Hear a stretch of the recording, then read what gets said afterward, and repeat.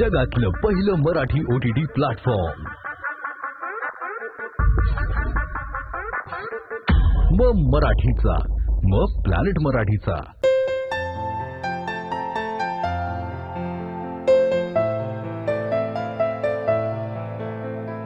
Agilus Diagnostics. मग आणा आणि खा. चितळे बाकरवडी टी टी टी टी टी.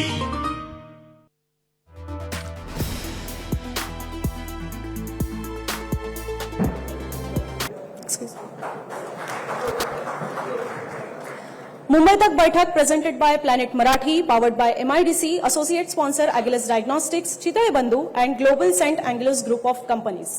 आपलं हे पुढचं सेशन फार महत्वाचं आहे, कारण मुंबई तकच्या बैठकीचे आजचे प्रमुख पाहुण्यांचं आगमन झालेलं आहे, अर्थातच महाराष्ट्राचे मुख्यमंत्री. आता हा नेता असा आहे की ज्यांच्या डोक्यावर मुख्यमंत्री पदाचा काटेरी मुकुट आहे, पण तरी सुद्धा कुठल्याही निर्णय घ्यायचा झाला तर हा नेता काही मागे पुढे बघत नाही आणि अगदी धडाडीने हे सगळे निर्णय घेत असतो. एखाद्याला गरज असेल, मदतीची गरज असेल किंवा एखादी दुर्घटना घडली असेल तर अशा वेळेला आपला मुख्यमंत्री पदाचा ऑरा बाजूला ठेवून अगदी एका सामान्य कार्यकर्त्यासारखा हा नेता ऑन ग्राउंड असतो. देशातील सर्वात महत्वाच्या राज्याची धुरा ज्यांच्या हाती आहे त्या पदावर अनेकांच्या नजरा आहेत आणि अनेक जण त्या पदासाठी धडपड सुद्धा करतायत.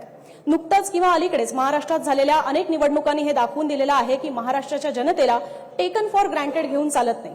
त्यामुळेच लोकसभा निवडणुकांमध्ये जरी उत्तम कामगिरी राहिलेली असली तरी येणाऱ्या विधानसभा निवडणुकांसाठी एकनाथ शिंदे यांच्या शिवसेनेची कशी तयारी सुरू आहे, त्यांच्यासमोर कुठले नवनवीन चॅलेंजेस आहेत, निवडणुकांच्या तोंडावर घोषणांचा पाऊस पडण्याची गरज का भासलेली आहे, सुप्रीम कोर्टाच्या निकालाचं मुख्यमंत्र्यांना सुद्धा टेन्शन आहे का, या आणि अशा अनेक प्रश्नांसाठी आणि तसंच मुख्यमंत्र्यांच्या नजरेतून उद्याचा महाराष्ट्र पाहण्यासाठी मुंबई तक बैठकमध्ये आपण आज आमंत्रित केलेलं आहे महाराष्ट्राचे माननीय मुख्यमंत्री एकनाथ शिंदे. आपण पुन्हा एकदा टाळ्यांच्या गजरात त्यांचं स्वागत करूया. आणि मुख्यमंत्र्यांचं स्वागत करण्यासाठी मी मंचावर आमंत्रित करते अक्षय बर्दापूर यांना, founder and head of planet Marathi OTT.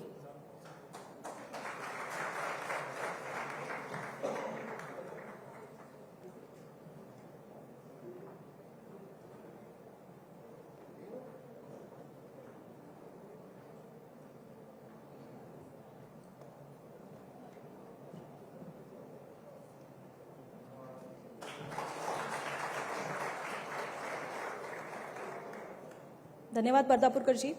ही मुलाखत घेण्यासाठी मी मंचावर पुन्हा एकदा आमंत्रित करते माझे दोन्ही सहकारी हर्षदा परब, माधवी देसाई.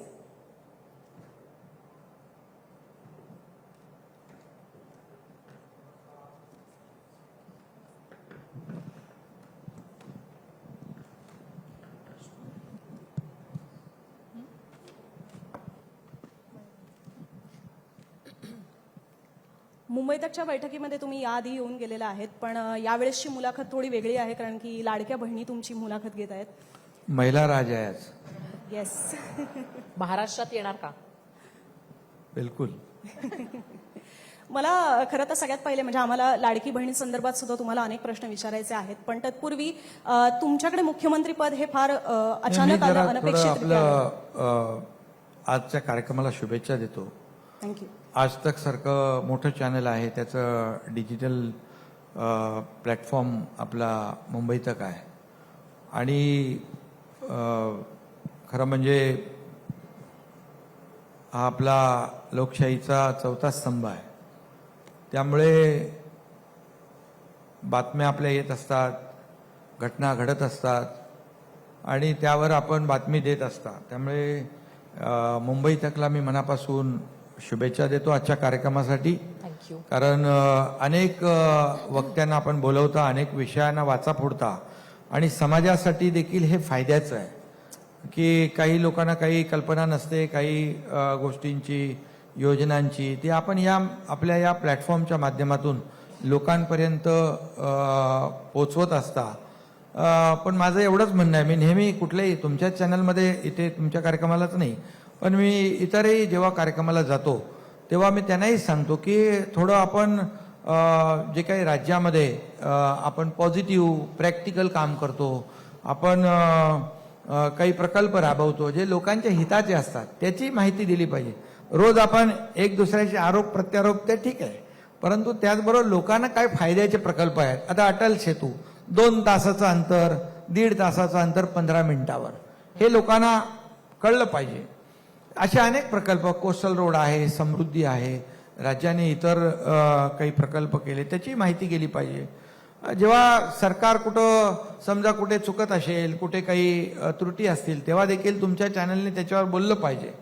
आणि खरं म्हणजे याच्यामध्ये कन्स्ट्रक्टिव्ह क्रिटिसिझम झालं पाहिजे, त्याच्यामध्ये त्याचं स्वागतच आहे.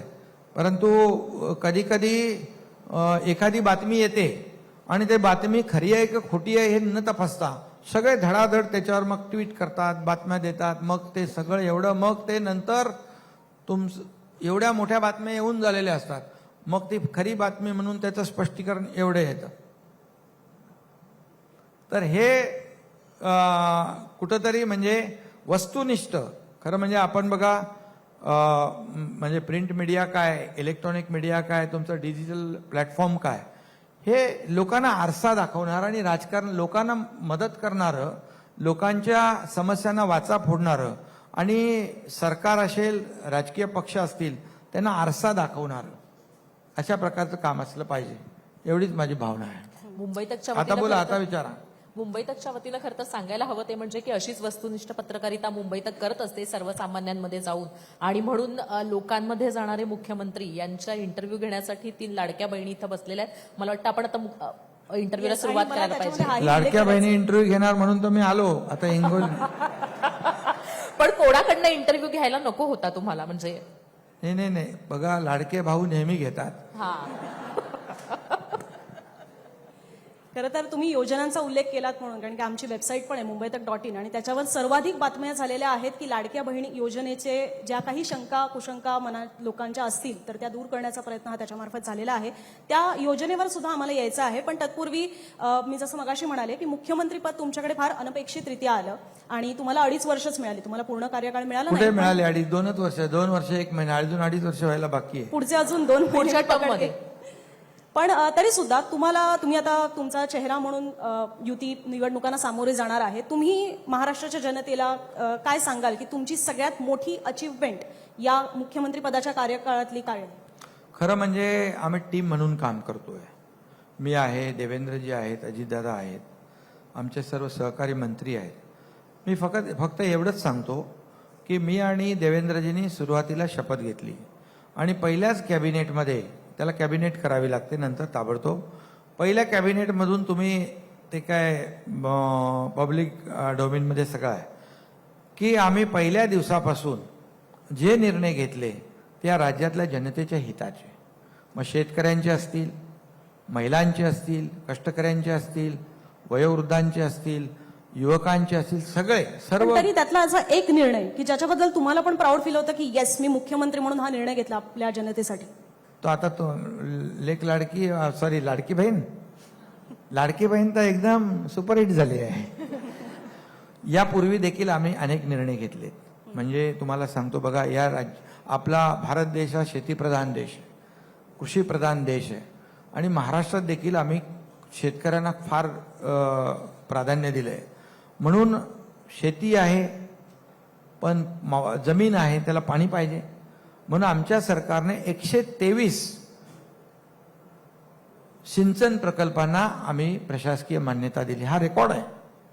2.5 वर्षाच्या काळामध्ये 4 सिंचन प्रकल्पांना मान्यता दिली होती आणि आपल्या सरकारमध्ये 123 प्रकल्पांना मान्यता दिलेली आहे. शेवटी शेतकरी जो आहे, शेतकरी हा अन्नदाता आहे, त्याला फोकस करतो आम्ही त्याच्याबद्दल ज्या काही नियमावली होत्या त्या सगळ्या बाजूला टाकल्या. त्यांना हे पहिलं राज्य आहे की केंद्र सरकारची जी सन्मान योजना आहे की शेतकरी सन्मान, ती आम्ही राज्यात राबवतोय.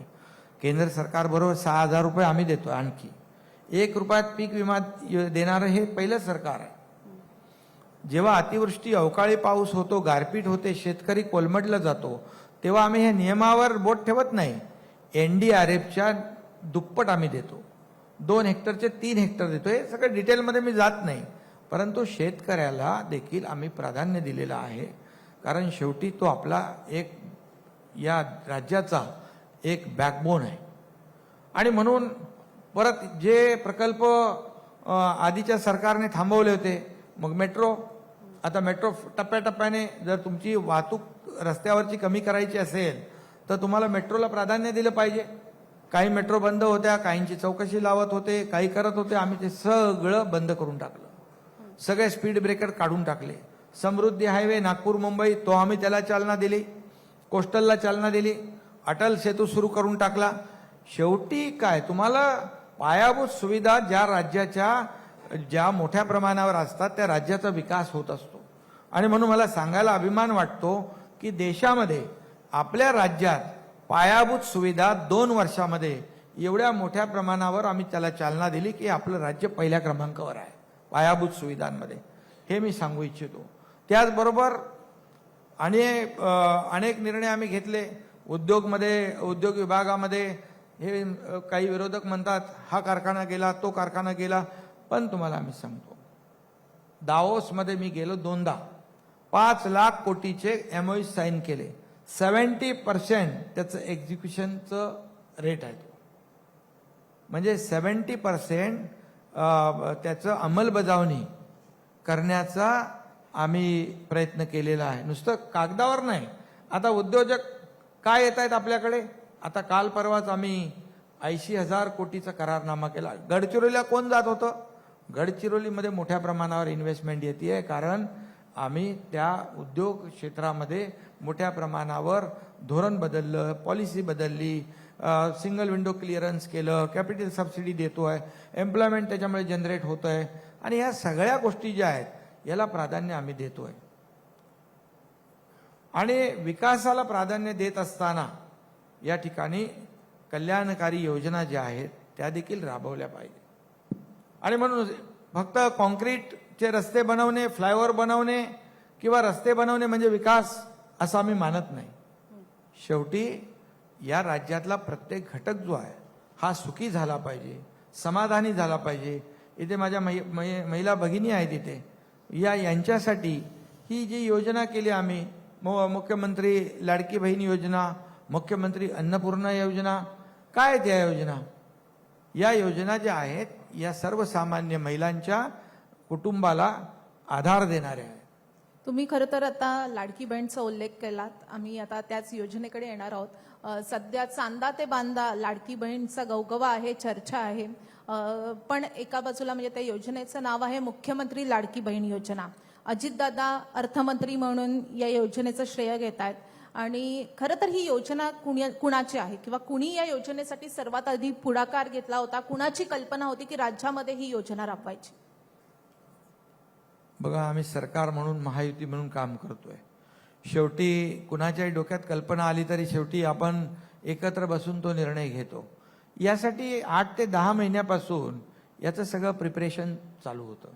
शेवटी कुठली योजना पटकन घोषणा केली आणि सुरू झाली असं होत नाही. त्यामुळे या योजनेसाठी आम्ही सगळ्यांनाच एकत्र बसून हा निर्णय घेतला. कारण शेवटी बघा, 7-8 महिन्यापूर्वी निवडणुका होत्या का? नव्हत्या.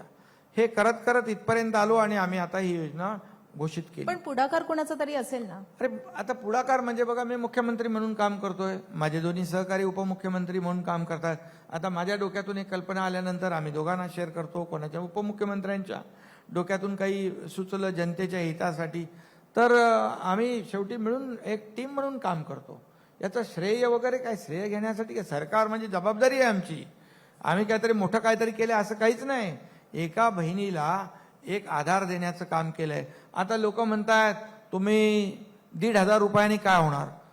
महिन्याला 1,500, एका घरामध्ये 2 महिला असतील तर 3,000 रुपये, वर्षाला 36,000 रुपये. आता ज्यांच्याकडे कोट्यावधी रुपयांमध्ये खेळणारे लोक आहेत, सोन्याचा चमचा घेऊन जन्माला आलेत, त्यांना 1,500 तर कमीच वाटणार. पण तुम्ही कधी देण्याचा प्रयत्न केला का? आम्ही देतोय तिथे खोडा का घालताय? हे म्हणाले ही भीक आहे, कोणी म्हणालं लाच आहे. अरे कोणी कोर्टात गेलं, कोर्टामध्ये ही योजना होऊ नये म्हणून. म्हणजे तुम्हाला आमच्या लाडक्या बहिणींना देण्याची इच्छा नाही. हे योजना यशस्वी होऊ नये हीच भूमिका आहे की नाही? आय होप तुम्ही मुंबई तकचा व्हिडिओ पाहिला असेल ज्याच्यामध्ये आम्ही रिपोर्ट केलंय की कोर्टाने सुद्धा ही योजना कायम ठेवली. कोर्टाने कायम ठेवली म्हणजे याचा अर्थ काय? सरकारला अधिकार आहेत निर्णय घेण्याचे. एखाद्या घटकाला न्याय द्यायचा आहे, त्याला आधार काय त्याच्यामध्ये. आता ही माझी बहीण ही त्या पैशामध्ये आपल्या घरातल्या मुलांसाठी, पतीसाठी, घरातल्या परिवारासाठी काही ना काही खरेदी करेल. ते पैसे म्हणजे अर्थव्यवस्थेमध्येच फिरत राहतील. ही अर्थव्यवस्थेला चालना देणारी योजना आहे. ते कुठे फिक्स डिपॉझिटमध्ये टाकणार नाहीत, कारण ह्या महिला सर्वसामान्य महिला आहेत आणि त्यामुळे अर्थव्यवस्था कशी चालवायची या तुम्हाला माहिती आहे जास्ती. म्हणजे महिला एक कुटुंब प्रमुख असतात. त्यांना गाडा कसा हाकायचा, मुलाची फी कशी भरायची, त्यांचं रेशनचं पैसे किती, मग त्या सगळे जे काय खर्च आहेत हे सगळ्याचं ताळमेळ बसवून कसरत करावी लागते. आता या कसरतीमध्ये आम्ही थोडासा आधार देण्याचा प्रयत्न केला. आता तो एवढा मोठा सगळीकडे राज्यभर जिकडे जातोय तिकडे माझ्या बहिणी, माझी बहीण एक सख्खी बहीण माझी एक आहे, आता सगळ्या लाखो करोडो माझ्या बहिणी मला भेटतात, राख्या बांधतात. शेवटी हे कुठंतरी विरोधकांच्या पोटात दुखतच ना. आता पोटात दुखायला लागलं तर माझ्या बहिणींना मी सांगत असतो, या सावत्र भावांपासून सावधान राहा. खरं तर कारण यांना द्यायचं नाही पण दिलेलं पण बघवायचं नाही, असं कसं चालेल. त्यामुळे आम्ही जे करतो प्रामाणिकपणे करतो. आज गॅस सिलेंडर 3, चिंता असते ना सर्वसामान्य भगिनीला, कसं काय कधी संपतोय मग दुसरा आणायचा. आता वर्षातून 3 मोफत गॅस सिलेंडर दिले. आता हे निवडणुका वगैरे डोळ्यासमोर आम्ही ठेवून काम केलेलं नाही, हे आम्ही अगोदरपासून काम चालू आहे आमचं. त्यामुळे निवडणुका डोळ्यासमोर ठेवून काम करणारे आम्ही नाही. आम्ही प्रिंटिंग मिस्टेक म्हणणारे नाही. काही ठिकाणी निवडणुकीपूर्वी खूप आश्वासनं देतात, निवडणुकी झाली की म्हणतात प्रिंटिंग मिस्टेक झाली, आमच्याकडे पैसे नाही, काय म्हणतात केंद्राने द्यावे, घोषणा तुम्ही करायच्या, मतं तुम्ही घ्यायची.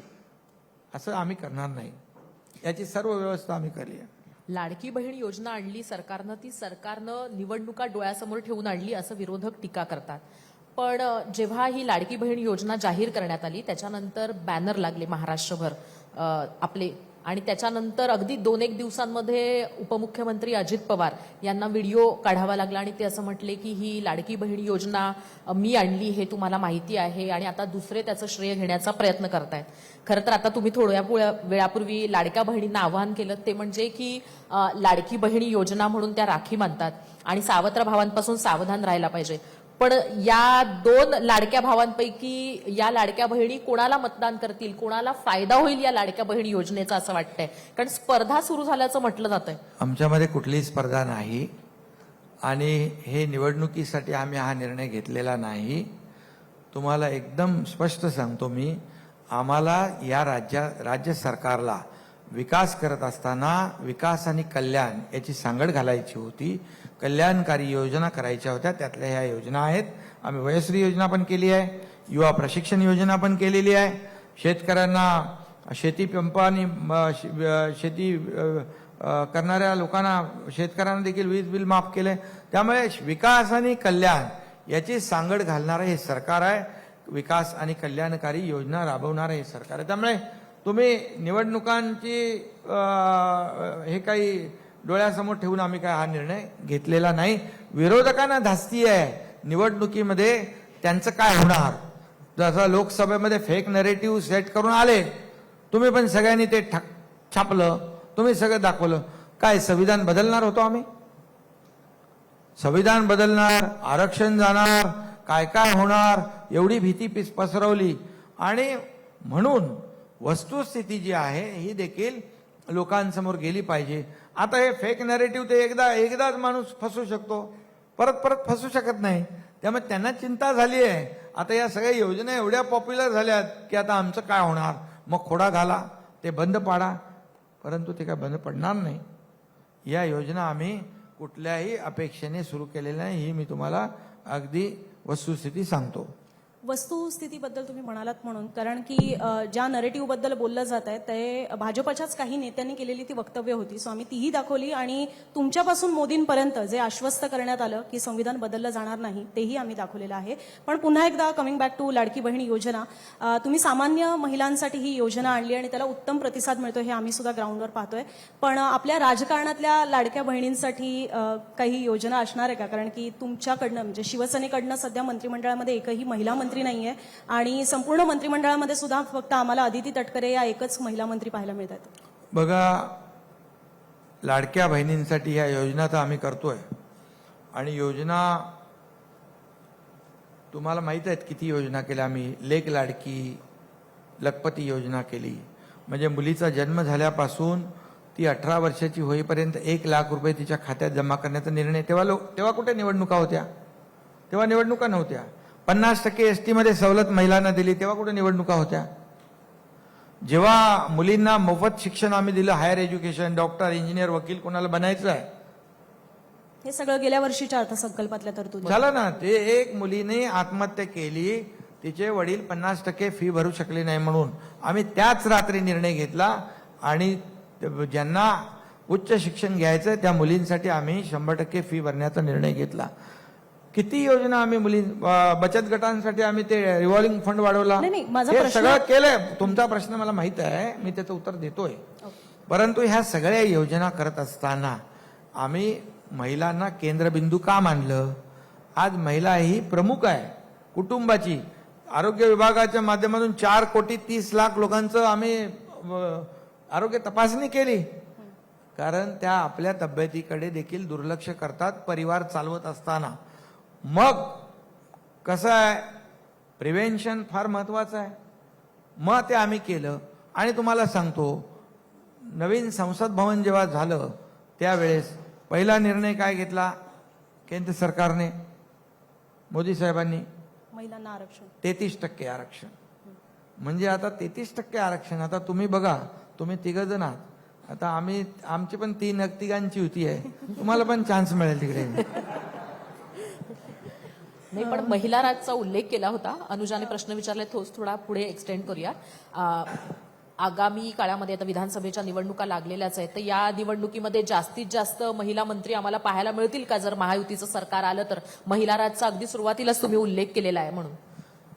बिलकुल, महायुतीचंच सरकार येणार आणि तुम्हाला प्राधान्य मिळणार. अरे म्हणजे महिलांना. आता विधानसभेचा आपण उल्लेख केला. पुढची निवडणूक आहे अगदी पुढच्या 2 महिन्यामध्ये. सगळेच पक्ष तयारीला लागले, तुमच्याही बैठका सुरू झालेल्या आहेत. मात्र लोकसभेच्या निवडणुकीचा एकूणच निकाल पाहता विरोधकांचा कॉन्फिडन्स खूप वाढलेला आहे. काँग्रेसनी सर्वात जास्त जागा जिंकलेल्या आहेत, शरद पवारांचा स्ट्राईक रेट चांगला आहे आणि ठाकरेंनी पक्षाचं नाव आणि चिन्ह जाऊन देखील इतक्या जागा जिंकल्यात. अशा परिस्थितीमध्ये तुम्हाला कुठल्या विरोधी पक्षाचं सगळ्यात जास्त आव्हान वाटतं, चॅलेंज वाटते? बघा, लोकसभेची निवडणूक पूर्णपणे वेगळ्या स्ट्रॅटेजिक्सवर झालेली आहे. त्याच्यामध्ये संविधान बदलणार, आरक्षण जाणार, या सगळ्या ज्या काही नॅरेटिव्ह जे स्प्रेड केलं गेलं हे खरं नव्हतं.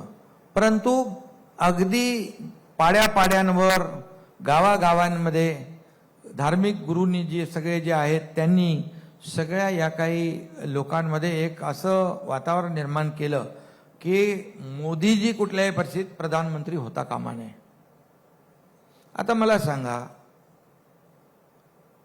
काँग्रेसने 3 वेळा, मोदीजी 2014ला, 2019 आणि 2024 एवढे सगळे एकत्र येऊन खोट्या बातम्या पसरवून, फेक नॅरेटिव्ह पसरवून सुद्धा मोदीजींना प्रधानमंत्री बनण्यापासून हे इंडिया अलायन्स रोखू शकली का? नाही रोखू शकली. काँग्रेस 44 होती, 50 झाली, ती 100 पण पार करू शकली नाही या लोकसभेमध्ये. म्हणजे कुणाचं फेल्युअर आहे? कसला काय त्याला म्हणतो आपण, कॉन्फिडन्स, हरण्याचा कॉन्फिडन्स. ठीक आहे, इकडे 2-4 जागा, 10 जागा कमी जास्ती झाल्या, परंतु तुम्ही 3दा हरलात आणि 3दा मोदी प्रधानमंत्री बनले. मग तुम्ही पेढे कसले वाटताय? मोदी जिंकल्याचे की तुम्ही हरल्याचे? हा एक विचार केला पाहिजे.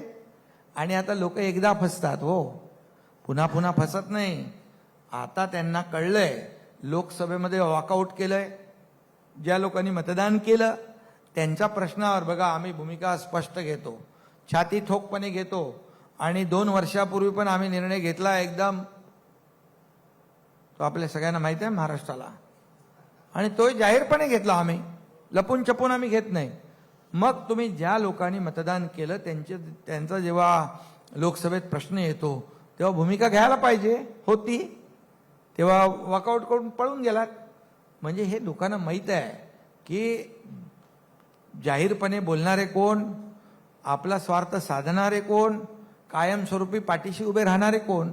त्यामुळे विधानसभेमध्ये आपल्याला मी सांगतो, आम्ही केलेलं काम, यांनी बंद पडलेले प्रकल्प आम्ही सुरू केले.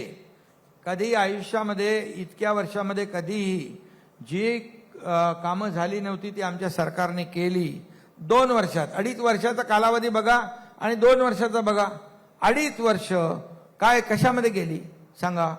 आणि 2 वर्षामध्ये आम्ही जे काम केलं, कल्याणकारी योजना केल्या. बघा, हे मी एक सांगतो, घरी बसून राज्य चालवता येत नाही. याला लोकांमध्ये जावं लागतं, संवाद साधावा लागतो, शेताच्या बांधावर जावं लागतं, इर्शाळवाडीचा गड चढावा लागतो, तर लोकांशी संवाद होतो. लोकांना का वाटतं हा एकनाथ शिंदे आपल्यातला मुख्यमंत्री आहे? मी एक शेतकऱ्याचा मुलगा आहे. का तुम्हाला पोटदुखी आहे? का तुम्ही अजून मान्य करत नाही? तुम्ही म्हणता घटनाबाह्य मुख्यमंत्री, सरकार पडेल, 1 महिन्यात पडेल, 2 महिन्यात पडले, 4 महिन्यात पडेल. 2 वर्ष होऊन गेली, त्यांना खरा ज्योतिषी भेटलाच नाही कोण. त्यामुळे मी सांगतो, आम्ही केलेल्या कामाच्या जोरावर या ठिकाणी पुन्हा या राज्यातली जनता या कार्याची कामाची पोचपावती देतील. पण याच्यामध्ये एक उपप्रश्न येतो, तो म्हणजे की तुम्ही म्हणालात की पहिल्या 2.5 वर्षात काय झालं, तर त्याच्यामध्ये समोरून असं सांगितलं जातं की तेव्हा तर लॉकडाऊनची परिस्थिती होती. जसे इथले मुख्यमंत्री घराबाहेर पडत नव्हते, तिथे पंतप्रधान सुद्धा बाहेर पडत नव्हते, असं समोरून सांगितलं जातं. दुसरा मुद्दा जो आता माधवीने सुद्धा सांगितला की तुम्ही चॅलेंज कसं मानता, तर तुम्ही म्हणजे शरद पवार आणि दुसरीकडे उद्धव ठाकरे यांनी आपल्या पक्षाचं चिन्ह, नाव सगळं गमावलेलं होतं. त्यांचे अनेक नेते तुमच्या सोबत आलेले आहेत. अशाही परिस्थितीमध्ये त्यांनी जर 9 आणि 8 असे खासदार निवडून आणले असतील, तर ह्याचं तुम्हाला चॅलेंज नाही वाटत? बिलकुल चॅलेंज वाटत नाही आम्हाला. दुसरी गोष्ट, चिन्ह बदललं म्हणजे काय? काय म्हणतात ते चिन्ह चोरलं, चिन्ह चोरलं. अरे ज्याच्याकडे 55 आमदारापैकी 40 आमदार ज्यांच्याकडे आले, लोकशाहीमध्ये मेजॉरिटीला महत्व आहे. निवडणूक आयोगाने निर्णय दिला, कोर्टामध्ये प्रकरण चालू आहे. चोरलं काय? काय खेळणं आहे का चोरायचं? हे रडगाणं कायम चालू आहे. काय याला काय अर्थ आहे? अरे लढा ना मर्दासारखे. आणि आम्हाला बघा, लोकशाहीमध्ये बहुमताला महत्व आहे. आणि एवढं बहुमत माझ्यासोबत, माझ्यावर विश्वास ठेवणं एका सर्वसामान्य कार्यकर्त्यावर, ही देखील मोठी बाब आहे ना. सरकार सुरू असताना, सरकारमध्ये बसलेले रुलिंग पार्टी असताना, आम्ही मंत्री असताना आम्ही पाय उतार झालो. लोक सत्तेच्या बाजूने जातात, आम्ही सत्तेच्या विरुद्ध गेलो. का? काही एथिक्स आहेत, काही विचारधारा आहे, आम्हाला नाही जमल्या. आणि त्यामुळे आज लोकांनी शिवसेनेचा, आणि मी सांगतो आपल्याला, उबाटा आणि शिवसेना, उबाटाने 13 जागा समोर आम्ही लढलो. आम्ही 7 जागा जिंकलो, ते 6 जागा जिंकले. कोकणामध्ये त्यांना एकही जागा मिळाली नाही, ठाण्यामध्ये नाही मिळाली. संभाजीनगर ते गड म्हणतात, त्यांचा उमेदवार 3ऱ्या नंबरला गेला. स्ट्राईक रेट बघा तुम्ही. मग आता 2 वर्ष आणि ते 40-50 वर्ष याची तुलना करा. लोकांनी ठरवलेलं आहे. आता आलेली सूज आहे, काँग्रेसची वोट बँक मिळालेली आहे, आता विधानसभेत नाही मिळणार. तुम्ही आत्ता अगदी थोड्या वेळापूर्वी म्हणालात की मर्दासारखं लढा म्हणून, तर एक वेगळा पक्ष निर्माण करण्यासाठीची संधी तुमच्याकडे असताना सुद्धा शिवसेना या पक्षावर जेव्हा दावा केला जातो, तर त्याला कुठेतरी असं म्हटलं जातं ते म्हणजे की गद्दारी केली, पळवलं गेलं असं म्हटलं जातं. पण मग मर्दासारखं लढणं, याच्यामध्ये वेगळा पक्ष स्थापन करून लढलं असतं किंवा सत्तेमध्ये सहभागी झालं असतं, तर हा पर्याय तुमच्याकडे सुद्धा होता का? कशासाठी? आम्ही शिवसेना, जर 55 पैकी 40 लोक आमच्या बरोबर आहेत, बाळासाहेबांच्या विचारधारेसोबत आहेत, बाळासाहेबांची वैचारिक भूमिका, विचारधारा सोडली कोणी? 2019ला ज्या लोकांनी मतदान केलं होतं युती म्हणून, शिवसेना भाजपचं सरकार येईल म्हणून मतदान केलं. तुम्ही एकीकडे मोदीजींचा फोटो, बाळासाहेबांचा फोटो टाकून मतदान घेतलं आणि तुम्ही गेलात कुणाबरोबर? तुम्ही सरकार कुणाबरोबर बनवलं? मग गद्दारी कोणी केली? मग या महाराष्ट्रातल्या जनतेची गद्दारी करणारा कोण? आम्ही तर दुरुस्त केलं. पण आता राष्ट्रवादीला बरोबर घेतलंय ना? आणि आम्ही शिवसेना आणि भाजप युती सरकार केलं. आणि तुम्हाला सांगतो, यामध्ये आज जर आम्ही चुकीचं काम केलं असतं तर झालेल्या ग्रामपंचायतीच्या निवडणुकीचे निकाल पहा तुम्ही 8 महिन्यापूर्वी. त्या भारतीय जनता पक्षानंतर शिवसेना धनुष्यबाण दुसऱ्या नंबरला होता. आणि आता देखील स्ट्राईक रेट आपण एवढं खोटं सगळं पसरवून पण आज मी माझं शिवसेना आणि उभाटाच सांगतोय. तुम्ही बघा, पण ते तुम्ही तुलना करा. ग्रामपंचायतीच्या निवडणुका या तर पॅनलवर होतात, चिन्हांवर होत नाहीत. ते पॅनल चिन्हावर होत नाही तरी ते शिवसेना, बीजेपी, राष्ट्रवादी ते त्या पक्षाचेच लोक असतात. बरं, एक लोकसभेच्या नरेटिव्हचा उल्लेख केला तुम्ही की लोकसभेचं जे फेक नरेटिव्ह सेट करण्यात आलं, संविधान बदललं जाईल वगैरे. पण इथं महाराष्ट्रामध्ये 31 खासदार निवडून आणले गेले, त्यांच्याकडनं जास्तीचे खासदार निवडून आणले गेले. आणि त्याच्या आधी राम मंदिराचा मुद्दा होता, हिंदुत्वाचा मुद्दा होता. आणि या मुद्द्यांच्या माध्यमातून लोकांपर्यंत जाण्याचा प्रयत्न हा महायुती सरकारमधल्या नेत्यांनी केला होता, पक्षांनी केला होता. पण मग हा हिंदुत्वाचा, राम मंदिराचा मुद्दा इथं अपयशी ठरला का? ज्या पद्धतीनं महायुतीचे कमी खासदार निवडून आले, अपेक्षित यश मिळालं नाही. म्हणजे फेक नरेटिव्हच्या आधीपासून हे नरेटिव्ह सेट करण्याचा प्रयत्न तर केला होता महायुतीनं, पण ते तिथं सक्सेस होताना पाहायला नाही मिळाला. आणि तो का नाही पाहायला मिळाला? लोकसभा आणि विधानसभा या पूर्णपणे निवडणूक नाही. मी सांगतो ना तुम्हाला, 2019 मध्ये भारतीय जनता पक्षाने 3 राज्य हारले होते. म्हणाले आता लोकसभेला पण हारणार. काय झालं 2019 मध्ये? पूर्ण बहुमताने भारतीय जनता पक्ष आला.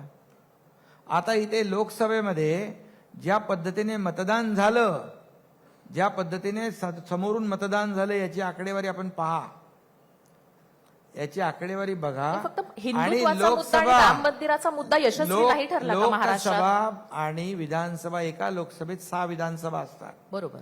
आता ज्या 6 विधानसभांची एका विधानसभेचं मतदान विशिष्ट जे काय हिंदू असतील, मुस्लिम असतील, जे असतील, हे एकत्र केल्यानंतर ते एवढे सायझेबल होतात आणि ते डिसाइडिंग फॅक्टर ठरतात. बरोबर. आता तुम्हाला सांगतो एक उदाहरण.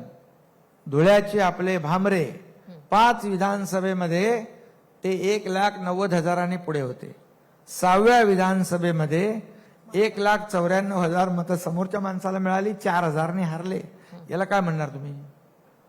याचा अर्थ जे फेक नरेटिव्ह गावागावात, पाड्यापाड्यात सगळीकडे पसरवलं, त्याच्यामध्ये ते यशस्वी झाले. एकदाच होतं, आता लोकांनाही कळलंय आमची पण मग फसगत झाली. माझा प्रश्न तोच आहे की हिंदुत्वाचा आणि राम मंदिराचा मुद्दा मग या नरेटिव्ह समोर अपयशी ठरला का?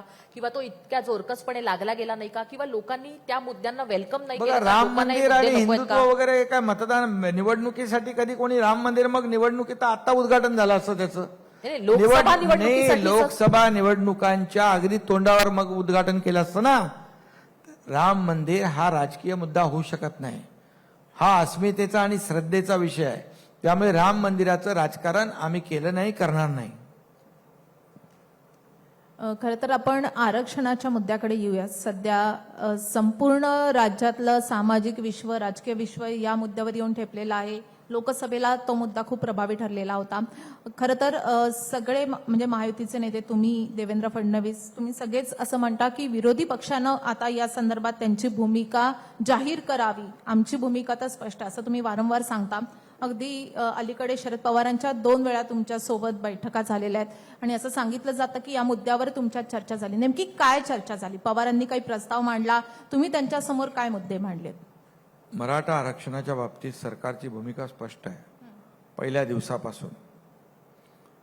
कारण मराठा आरक्षण देताना ओबीसी आरक्षणातला धक्का लागणार नाही, ओबीसीचं आरक्षण कमी होणार नाही, इतर कुठल्याही समाजावर अन्याय होणार नाही, ही भूमिका सरकारची पहिल्या दिवसापासून आहे. म्हणून मनोज जरांगे पाटील यांनी मराठवाड्यामध्ये कुणबी प्रमाणपत्र मिळत नाहीत अशा प्रकारची मागणी केल्यानंतर आम्ही जस्टिस शिंदे कमिटी गठीत केली आणि ज्यांच्या जुन्या नोंदी आहेत त्यांना कुणबी प्रमाणपत्र मिळू लागले. तो अधिकार होता त्यांचा, कायद्याने, नियमाने. तो मिळू लागल्यानंतर मग त्यांनी जे मराठा आरक्षण आम्ही देणार असं जाहीर भूमिका आम्ही घेतली होती. जाहीर मी शपथ शिवाजी महाराजांची घेतली होती. जाहीर सभेमध्ये आम्ही तात्काळ असेंब्ली बोलवली, अधिवेशन बोलवलं विशेष. त्यामध्ये 10% आम्ही मराठा समाजाला आरक्षण दिलं, SC-BCच्या माध्यमातून वेगळं कॅटेगरी करून. म्हणजे सोशली आणि एज्युकेशनली बॅकवर्डनेस सिद्ध केला आम्ही. मागास आयोग पुनर्गठित केला आणि त्याचं ॲनालिसिस केलं, त्याचं पूर्णपणे डेटा कलेक्ट केला आम्ही, इम्पिरिकल डेटा. प्रत्येक म्हणजे त्याच्यात जवळपास 2-3 लाख लोक काम करत होते. आणि सुप्रीम कोर्टाने पण त्यांच्या निकाल, जेव्हा देवेंद्रजी मुख्यमंत्री असताना त्यांनी हे आरक्षण दिलं होतं, देवेंद्रजींच्या विरोधामध्ये बोलण्याचं कारण काहीच नाहीये, कारण ते आरक्षण त्यांनी त्या काळात दिलं. मी त्यांच्या सोबत होतो मंत्रिमंडळात. मग हे आरक्षण हायकोर्टात टिकलं. दुर्दैवाने सरकार नवीन आलं आणि सुप्रीम कोर्टामध्ये ते रिजेक्ट झालं. याला जबाबदार कोण? महाविकास आघाडीचं सरकार त्यावेळेस होतं. हा विचार करण्याची आवश्यकता आहे, आत्मपरीक्षण करण्याची आवश्यकता आहे. आमचं सरकार आल्यानंतर आम्ही बोलल्याप्रमाणे लगेच ताबडतोब विशेष अधिवेशन घेतलं आणि मराठा आरक्षण देऊन टाकलं आम्ही. 10% नोकऱ्या लागू लागल्या. त्याच्या अगोदर पण 5,000 लोक जे सुप्रीम कोर्टाने रिजेक्शन केलं, त्या काळामध्ये दरम्यान ज्यांचं सिलेक्शन झालं त्यांना अपॉइंटमेंट मिळाली नव्हती. कोणी हिंमत करत नव्हतं. मी हिंमत दाखवली. 5,000 लोकांना अधिसंख्य पदांवर कामावर घेतलं. आता ते काम करतात. आणि आत्ता आम्ही आरक्षण दिल्यानंतर ते पुन्हा ते आरक्षण रद्द व्हावं म्हणून काही लोक कोर्टात गेलेत. ते कोण लोक गेलेत ते सगळ्यांना माहीत आहे. म्हणजे तुम्ही दिलं नाही, जेव्हा संधी होती तेव्हा तुम्ही दिलं नाही. फक्त मराठा समाजाचा वापर राजकीय फायद्यासाठी केला. आणि म्हणून आम्ही जाहीरपणे सांगितलं, एक बैठक घेऊया, या सर्वपक्षीय बैठकीमध्ये चर्चा होऊ द्या. तुमची भूमिका काय? आमची भूमिका तर स्पष्ट आहे. तुमची भूमिका काय आहे? इथे डबल भूमिका आम्ही घेणार नाही.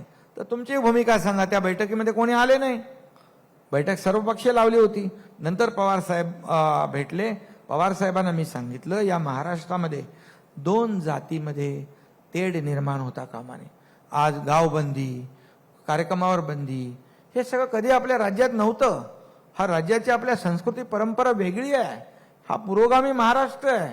आणि म्हणून इथं निवडणुका तर येतील जातील, सरकार येत्यात जातात, असं कोणी कायम अमरपट्टा घेऊन आलेला नसतो. परंतु या राज्यामधलं जे काही वातावरण सौहार्दाचं आहे, शांततेचं आहे, हे टिकलं पाहिजे, हे कायम राहिलं पाहिजे, ही भूमिका आमची आहे. मग पवार साहेबांना सांगितलं आम्ही की एक बैठक, ते म्हणाले एक बैठक घ्या आणि आपण त्याच्यामध्ये दोन्ही लोकांचं जे काय मत आहे त्याप्रमाणे आपण त्याच्यावर निर्णय घेऊ. ही भूमिका जी आहे प्रत्येकाने स्पष्ट केली पाहिजे. आणि म्हणून आज मी सांगतो, आज मराठा समाजाला मराठा आरक्षण 10%, ओबीसीला धक्का न लावता कुणबी प्रमाणपत्र मिळालेत. आज तेलंगणामध्ये देखील आपले लोक जात आहेत मूळ रेकॉर्ड शोधायला. त्याचबरोबर सारथीमध्ये नवीन कोर्सेस आम्ही सुरू केले, जॉब ओरिएंटेड, त्यांना आम्ही मदत करतोय. अण्णासाहेब पाटील आर्थिक महाविकास मंडळ 10 लाखाचं कर्ज देण्याचं होतं, आम्ही 15 लाख केलं. त्याचं व्याज सरकार भरतंय. आणि त्याचबरोबर उद्योग विभागाच्या माध्यमातून देखील महिलांसाठी तो विशेष ती योजना आहे, परंतु तरुणांसाठी देखील आहे 35% सबसिडीमध्ये. आणि म्हणून यामधून देखील आम्ही मोठ्या प्रमाणावर हॉस्टेलचे जे आपलं हॉस्टेल बांधायची होती, जिथे हॉस्टेल नाही आहे तिथे त्यांना दरमहा भाडं जे कुठे राहतात ते देण्याचं आम्ही काम केलं. अनेक योजना जे ओबीसी समाजाला मिळतात, मराठा समाजाला देखील आम्ही देण्याचा निर्णय घेतला, तो सुरू केला. म्हणून आमची भूमिका स्पष्ट आहे. आमची भूमिका आजही स्पष्ट आहे की मराठा समाजाला त्यांना हक्काचं आरक्षण देताना ओबीसी समाजाचं कमी होता कामा नये. आता विरोधक त्याच्यामध्ये वेगवेगळ्या पद्धतीने आमच्या सोबत एक बोलतात, जाऊन बाहेर मीडियात एक बोलतात, तुमच्याशी वेगळं बोलतात. अशी आमची भूमिका नाही. आणि म्हणून सर्वांनी एकत्र आलं पाहिजे. आणि हे जो काही वाद आणि जो काही या राज्यामध्ये जे काही द्वेषाचं जे काही राजकारण आणि वातावरण झालेलं आहे हे थांबलं पाहिजे. पण जरांगेंची मागणी वेगळी आहे. सगळे सोयऱ्यांची त्यांची जी मागणी आहे तो प्रश्न कधी सुटणार आहे? हा तिढा येत्या 1-2 महिन्यात सुटेल? सगळे सोयऱ्याच्या बाबतीत देखील जे ड्राफ्ट नोटिफिकेशन काढलं त्याच्यावर 8-10 लाख ऑब्जेक्शन्स आले. त्याचे स्क्रुटिनी चालू आहे, बऱ्यापैकी काम सुरू त्याच्यावर आहे. आणि शेवटी एकत्र येऊन हा निर्णय घेत असताना ज्या काही लोकांचा विरोध आहे तो विरोध डावलून देखील आपल्याला निर्णय घेता येत नाही. पण मराठा समाजासाठी यापूर्वी कधी झाले नव्हते एवढे निर्णय आमच्या महायुती सरकारने घेतले, हे मात्र मी जाहीरपणे छाती ठोकपणे सांगतो इथे. कारण आम्ही बोललो तसं 10% आरक्षण पण दिलं, योजनाही लागू केल्या. त्यामुळे मनोज जरांगे पाटील यांनी देखील सहकार्याची भूमिका घेतली पाहिजे, कारण आमची सहकार्याची भूमिका आहे. समाज जो आहे सोशली आणि एज्युकेशनली बॅकवर्ड आहे, कोर्टाने म्हटलंय बॅकवर्डनेस सिद्ध करा पहिलं, ते आम्ही केलेलं आहे. त्यामुळे हे आरक्षण टिकलं पाहिजे, यासाठी सगळ्यांनी मिळून प्रयत्न केला पाहिजे. हे आरक्षण 10% टिकलं तर ओबीसीवर अन्याय होत नाही, कुठल्याही समाजावर अन्याय होत नाही आणि सगळ्यांना याचा लाभ मिळतोय. आरक्षणासंदर्भात जशी आंदोलनं होत आहेत, तुम्ही आता त्याचं एक वर्जन ठेवलेलं आहे, पण त्याला आता एक राजकीय सुद्धा रंग लागलेला आहे असे आरोप होत आहेत. मला तुम्हाला हा प्रश्न विचारायचा की तुम्हाला स्वतःला सुद्धा याच्यामध्ये असं थोडं विचित्र नाही वाटत की सरकारचे प्रमुख तुम्ही आहात, पण जरांगेंची टीका जी आहे ती होताना कायम फडणवीस यांच्यावरच होतीये. अनेकांच्या विश्लेषणामध्ये याचा उल्लेख होतो की सरकारच्या प्रमुखांवर रोख न धरता किंवा त्यांचं जे आंदोलन आहे, त्यांच्यातली जी भाषा आहे, त्यांची जी टीका आहे ती सतत फक्त भाजपवर होते, जेव्हा की सरकारचे प्रमुखाचा चेहरा आहे, शिवसेनेचा तुमचा चेहरा आहे, पण ते नाही, तुमच्या विरोधात सरकारवर पण ते टीका करतात. सरकारवर काही नाव नाही घेतलं, सरकारमध्ये कोण आहे प्रमुख? मुख्यमंत्री मी आहे. त्यामुळे सरकारवर टीका, कारण माझं एवढंच म्हणणं आहे की देवेंद्रजींवर टीका करण्याचं कारणच नाही. ते मराठा समाजाला आरक्षण देण्याचा निर्णय त्यांनी त्यांच्या काळात घेतला होता. पण तरी सुद्धा आणि जरांगेंकडनं यामध्ये- फडणवीसांचा एकेरी उल्लेख होतो, शिवीगाळीची नाही, हे भाषा बघा, होते त्यांच्या याच्यामध्ये आमदारांवर. आपली संस्कृती आहे आणि आपली संस्कृती आणि परंपरा प्रत्येकाने पाळले. यापूर्वी देखील लाखो मोर्चे निघाले मराठा समाजाचे, पण कुठेही त्याला गालबोट लागलं नाही, शांततेत मोर्चे झाले. हे आपण पाहिलेलं आहे, हे आपण पाहिलं. त्यामुळे मराठा समाज जो आहे हा संस्कृती जपणार आहे आणि त्यामुळे प्रत्येकाने कुणाबद्दल बोलताना आपले विचार आणि आपण जी काय आपली संस्कृती परंपरा ती पाळली पाहिजे, अशा मताचा मी आहे. खरं तर शरद पवारांनी असं म्हटलं होतं की भुजबळ आणि जरांगेंना एकत्र घेऊन एक बैठक घ्या म्हणून, आणि तसंच विरोधकांचं असं सुद्धा म्हणणं आहे ते म्हणजे की मुख्यमंत्र्यांनी जरांगेंना आणि लक्ष्मण हाकेंना काय आश्वासन दिलंय हे आम्हाला कळलं तर मग आम्ही चर्चेसाठी येतो किंवा आपण एकत्र चर्चा घेऊ शकतो. तर ते खरं तर विरोधकांनाच नाही तर महाराष्ट्राला सुद्धा जाणून नाही घ्यायचं नाही, आश्वासन मी लपून छपून देत नाही, लपून छपून कोणाला भेटत पण नाही. मी डायरेक्ट जे आहे ते जाहीरपणे बोलत असतो. जे बोललो ते आताही बोलतो की मराठा समाजाला आरक्षण देण्याची भूमिका सरकारची आहे पूर्ण, आणि त्याचं तुम्हाला दिसतंय पण ना, आम्ही केलं. पण आतापर्यंत कुठले कुणबी प्रमाणपत्र मिळत होते कायदा असून, ते देणं चालू केलं. मराठा समाजाला आरक्षण देवेंद्रजींनी तेव्हा दिलं होतं, रद्द केलं. महाविकास आघाडीच्या काळात झालं, त्याच्यावर आम्ही काम केलं, ते आम्ही दिलं. आणि आणखी ज्या काही योजना आहेत त्या आम्ही देतोय. त्यामुळे आमची भूमिका स्पष्ट आहे, मराठा समाजाला आरक्षण मिळालं पाहिजे, टिकणार, कायद्याच्या चौकटीत बसणार, इतर समाजाला नुकसान न करणार, ही भूमिका कायम आमची आहे. पण हे जाहीर आहे, पडद्याच्या मागे एक बाहेर एक बिलकुल नाही आमचं. खरं तर आपली वेळ संपायला आलेली आहे, पण जाता जाता अगदी एक छोटासा प्रश्न घ्यायचा आहे, ते म्हणजे की तुम्हाला लोकसभेला जास्त टेन्शन होतं की आता तुम्ही मुख्यमंत्री पदाचा चेहरा आहात म्हणून तुम्हाला विधानसभेचं जास्त टेन्शन आहे? हे बघा, आम्ही टीम म्हणून काम करतो, कुठलं टेन्शन बिन्शन आम्ही घेत नाही. लोकसभेला पण नाही घेतलं, ठीक आहे. लोकसभेला थोडे आम्ही बाबा म्हणजे जेवढं आम्हाला माहित नाही आतून सगळं काय चालू आहे यांचं, एवढं फार डीपमध्ये खोटं खोटं खोटं खोटं पसरवतील एवढं माहित नव्हतं आम्हाला, पण आता आम्ही अलर्ट आहोत. ते पण तुम्हीच म्हणालेला होता एका महायुतीच्या मेळाव्यामध्ये पोस्ट इलेक्शन्स की आपण फार गाफील राहिलो. म्हणजे एकीकडे असं होतं की मोदींचा चेहरा आहे, सहज सोपं आहे आपल्याला निवडणूक जिंकणं, आणि दुसरीकडे तुम्ही म्हणताय तसं नरेटिव्ह आहे, या सगळ्यावर आपण गाफील राहिलो. कारण 50-60 वर्ष काँग्रेसने काहीच केलं नाही, ते मोदीजींनी 10 वर्षात केलं. त्यामुळे लोकांवर आमचा विश्वास होता आणि लोकांनी देखील बघा किती काही केलं, किती सगळे एकत्र आले, इंडिया आले, आणि त्यांचे फोटो पण आपल्याला मोजता येणार नाही एवढे आहेत. तरी सुद्धा मोदीजींना ते हरवू शकले नाहीत. मी नेहमी सांगतो, काय म्हणतो त्याला,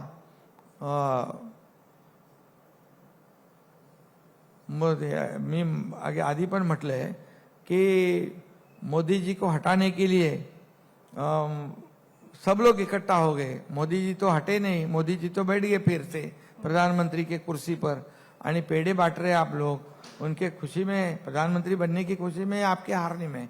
तर मला एवढंच सांगायचं आहे, एवढं सगळं करून सुद्धा लोकांनी त्यांना पुन्हा प्रधानमंत्री केलेलं आहे. कारण 50-60 वर्षात काँग्रेसला जमलं नाही, ते 10 वर्षात त्यांनी केलं. याचा लेखाजोखा आपल्या देशासमोर आहे. राज्याला आपल्याला त्यांनी मदत केलेली आहे आणि त्यामुळे मला वाटतं या विधानसभेत देखील आम्हाला चिंता करण्याची आवश्यकता नाही. चिंता त्यांना आहे म्हणून तर हे लाडक्या बहिणींच्या या योजनेच्या मागे लागले आहेत.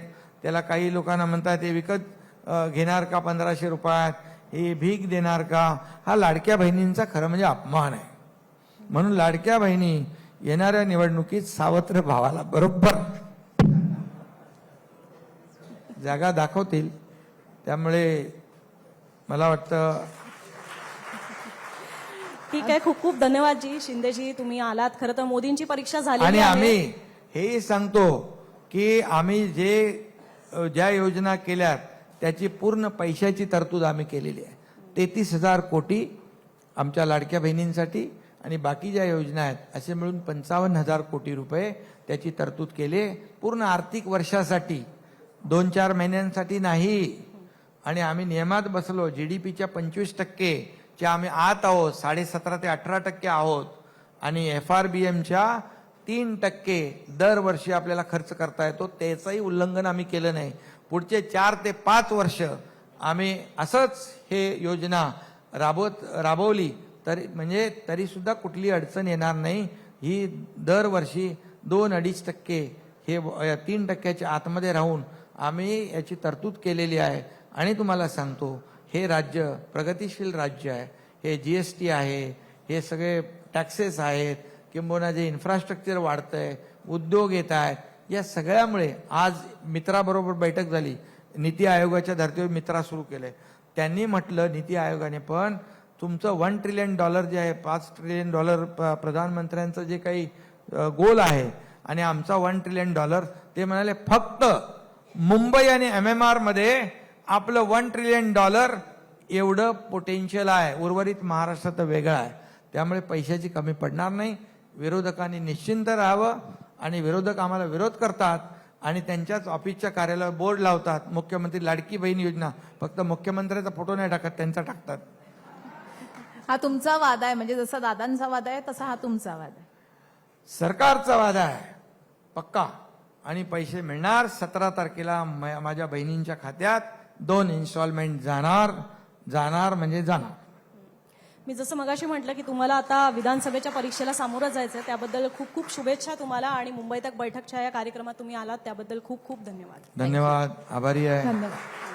पण तुम्ही महिला लाडक्या बहिणींचे प्रश्न सोडून दुसरीकडे तर तुमची गाडी गेली होती.